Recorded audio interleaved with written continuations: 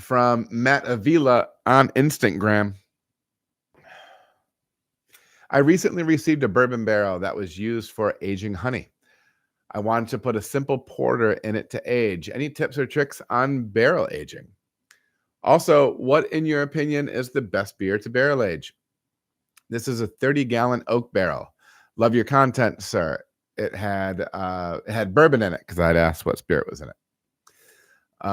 It had bourbon in it. Then a honey company got a hold of it and aged honey in it. It's been empty for 3 weeks. I was going to steam the inside of it to sanitize and add some moisture back to the barrel. First of all, I don't think you necessarily, if you want to steam it, that's fine. I don't think you necessarily need to. Honey has some interesting antiseptic properties to it. So I wouldn't want to lose the honey that's kind of embedded in there. Yeah, that's my thinking. You don't necessarily want to steam all that out. I would look at pulling the bung, smelling that barrel, making sure that everything smells in place, and then purge, and then get your beer in there. I've had a couple videos talking about that. So, and there's actually one question from earlier in this live stream. Where I do a little bit deeper dive on that. But just a few notes here. We're not looking at a full-size bourbon barrel. We're looking at something that's 30 gallons, which is a little bit more than half of what a standard bourbon barrel is. So you're going to want to be looking at getting that beer out of there maybe sooner than you would if you were, filling a traditional size bourbon barrel.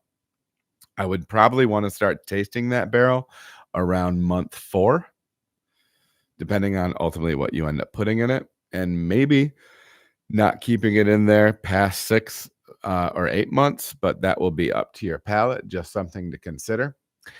I would also suggest when putting a beer in here, you say putting a simple porter in. There's a few things you can absolutely age moderate or modest gravity beers, modest alcohol beers. But I would encourage you to do something with a bit more oomph to it for multiple reasons.